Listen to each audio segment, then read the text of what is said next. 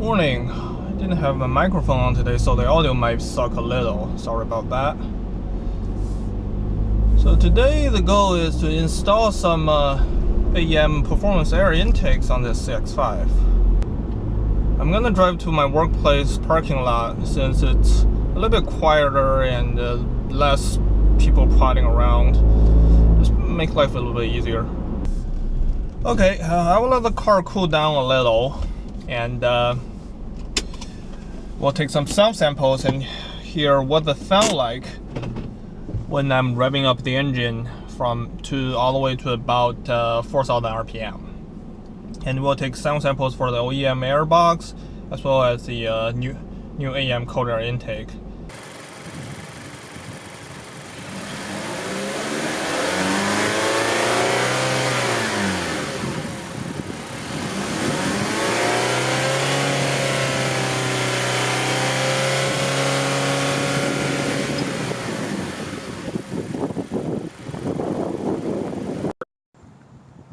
Okay, so here we have an AEM induction system cold air intake, part number 21-779C. It's claimed to fit only the 15 and above Mazda CX-5, which I found it a little bit dubious. Only the most reason because this AEM intake claims to just to be a drop-in replacement of the OEM air intake box. However, if it's a drop-in place replacement, you will then need the same number. You will then need to use the same mounting hole, and to use the same mounting hole, you need the same OEM parts. Between 14 and 15 and CX-5, I found that the OEM air intake box right here uses the same part numbers. In other words, the same intake box. I don't think there's much of a difference in terms of other arrangements inside the engine bay, so I think this might be a fit. Alright, so what we have here is, to start with, we have a sleeve for MAF sensor. We have a rubber hose for clamping into the into throttle body, and then this is a big ass AEM intake filter. And this piece of aluminum or steel is the core piece, which will mount something like this and drop that into the air box like that, and it will replace the OEM factory box. And this piece will go here, and you have MAF sensor mounted just like that, and then you have some you have some rubber rings rubber strips for insulation, as well as some hose clamps to clamp down everything together. All right, so this is a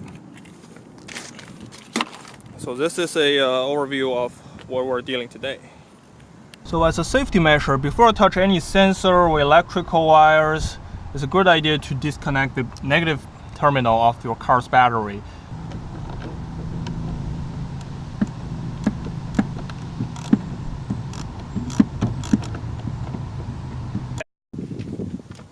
The next step is to take off the engine cover. To do that, you pull from here and pull away from the engine, like that.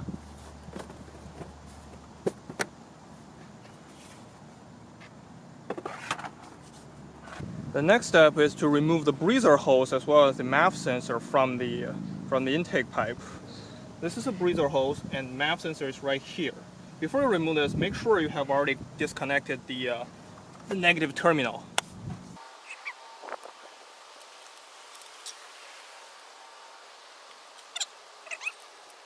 There's a clip here for the MAF sensor. I have to push it and then pull it backwards to disconnect it.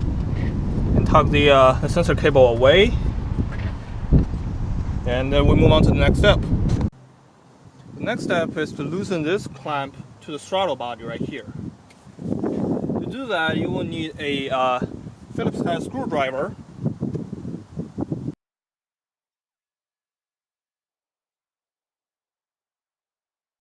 So the next step is to remove this clamp right here that holds the map sensor wire. You will need a nose needle plier to remove this, and unfortunately I don't think I have one with me now, so I'm just gonna use a pair of screwdrivers to remove it.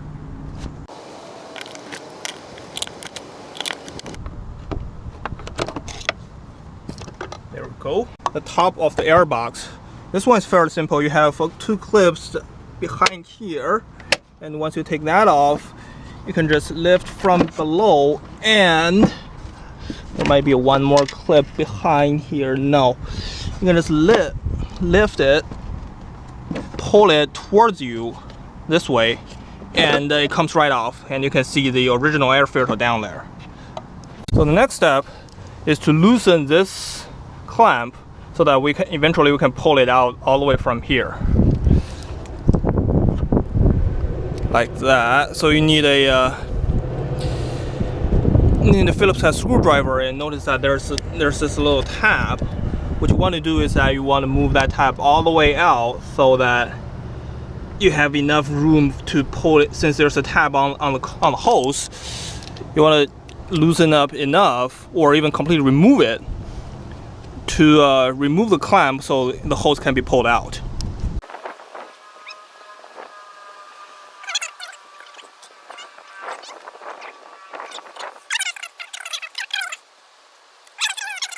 Removing the clamp, you can actually pull the entire top of the airbox out.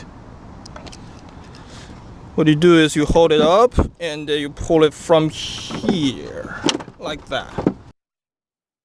Remember, leave the top lid somewhere close, because you will still have to reuse the map sensor, as you can see here. So the next step is to loosen these two bolts here to take out the inlet duct, which we will mount that to our new intake. To do that, you need a 10mm ratchet, and just ratchet it up, and it will just pop right out.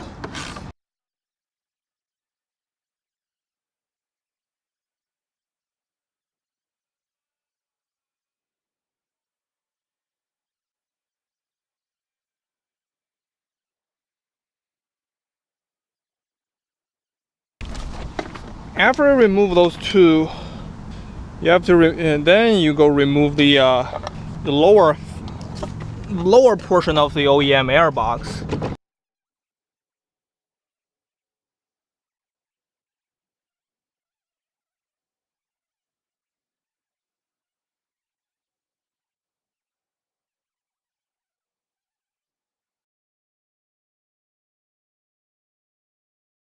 So step one of installation is that we want to take out this part. This part takes the air in from the external of the car, from the front of the car, and it will actually use this pipe to blow into the box, and the air will then come up through the air filter and then goes into the throttle body. So we want to use this part, although it's mostly just for holding purposes. So to remove that, there are a couple of plastic clips. From the outside, there's one here, there's one here, and there's one here. On the inside, you have a couple that's here, and you have one that's behind, like here. So, okay, so step one is that there's this little clip here that you want to pop out. It's just a plastic retaining clip. You can simply pop that out to get this portion of the box loose. This portion is mostly for sonic purposes, which we don't really need. So, and there's another one back here. So basically this sort of decides what your intake sounds like. You can take that out since we don't need it anymore. And as loose, take this clip. Take this clip, and this box is out. I don't think we're going to be reusing this anytime. So that goes in. And step two, you can start pushing the scoop out from the rest of the box.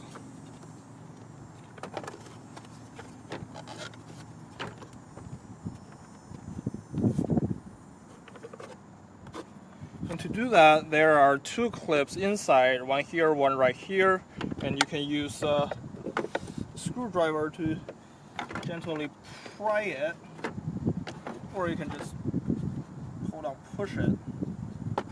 It will come out from one side, and you keep pushing it from the other, and then that separates. So that's all cleaned. This part we will not be using anymore, and this part we'll be using this to hold the heat shield. Before we got rid of the old intake lower box, you want to remove these three rubber grommets here, here, and here. Remove these and reuse these to mount the new intake heat shield. Alright, now we're ready to put in our brand new AEM cold air intake. First thing you want to do is you want to take out the heat shield and put these rubber grommets into one of these spots.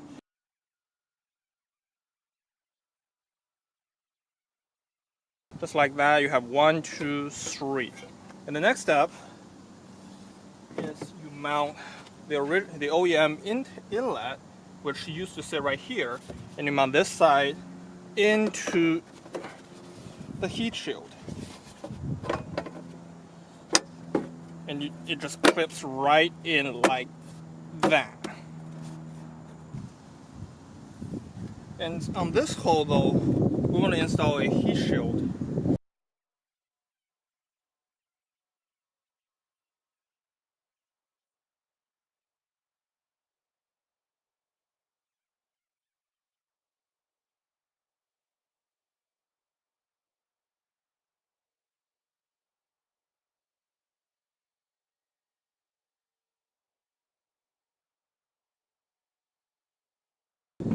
Okay, so the finished product will look something like this. If you look from the other side, it will have this buffering layer that will hold the pipe as well as isolating the heat that's coming directly from this side, which is the engine.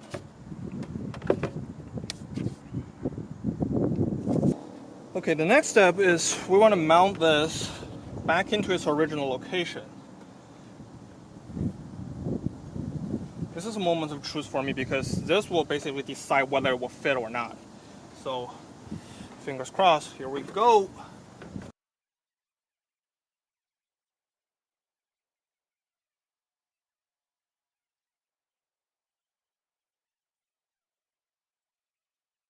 Push down on these three grommets so it mounts to the original location. And you can see the inlet actually blows right in here. So what happens is air will come in from here, blow right, and bounce straight onto the air filter, which will sit right here. And then after you use the three grommets to hold it in place, we're gonna go ahead and put these factory bolts back into the inlet.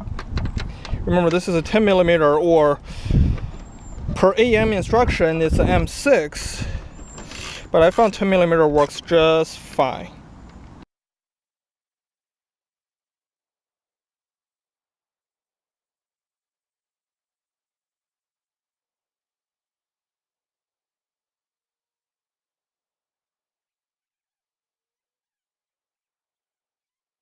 And now we're going to install the intake pipe as well as MAF sensor. So this is the intake pipe, and this is a sleeve that helps us align. What you do with these is that you put that into this portion, and you try to align.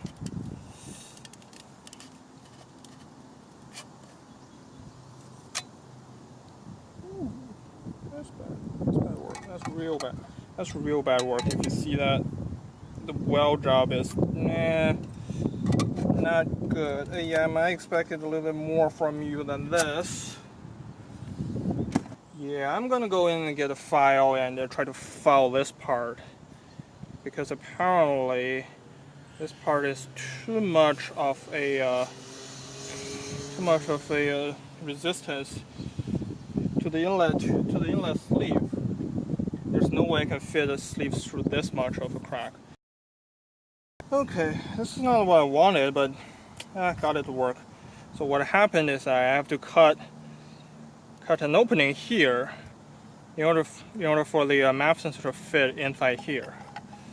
The map sensor is supposed to be fitted like this, and I will use these screws to hold it down.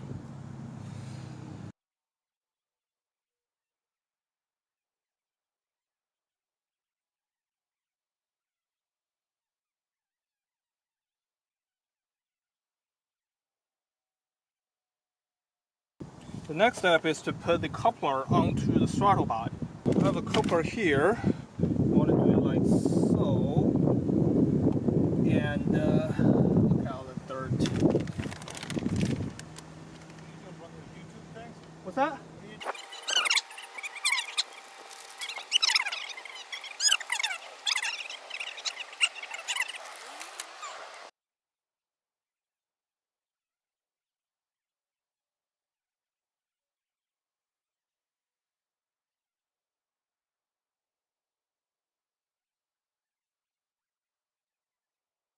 And remember to leave enough space for the breather hole, which we'll put in next. So the next step is take another hose clamp, put it over, and put your intake tube through the heat shield and into the coupler. Again, you can tighten it a little bit just to hold it in place, but don't tighten it all the way.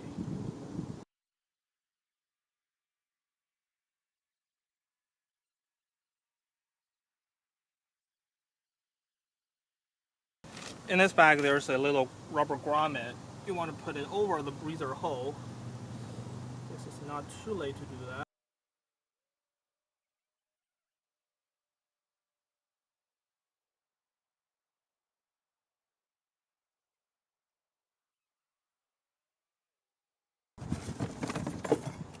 So before I clamp everything down, what I should have done is, alright, take that back.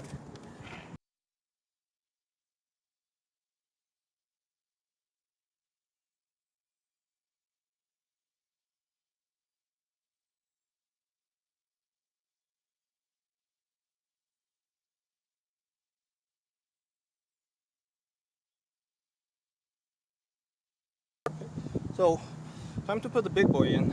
I know other companies have air filter that comes in different colors. I would prefer a blue just like my Mazda, but usually they come in red, which is fine. Okay, so if you look down here, the air filter itself is a little bit of a tight fit, so I have to push in a little. You only have maybe 1 finger worth of clearance here, but clearance, so we should be good.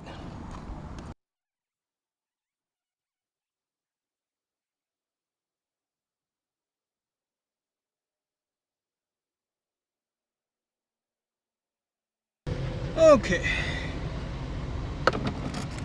so that is pretty much it. Oh, before I leave, put in the map sensor. That is very important. Without it, you probably will have a bad time. Okay, now we have most of stuff installed. This is what it looks like. So, the judgment is, this thing definitely fits. And you have enough of a clearance here. As you can see, I can fit my whole hand in here. And so I'd call this a success. Now all I have to do is to tighten everything up and give it a whirl and see how this thing sounds.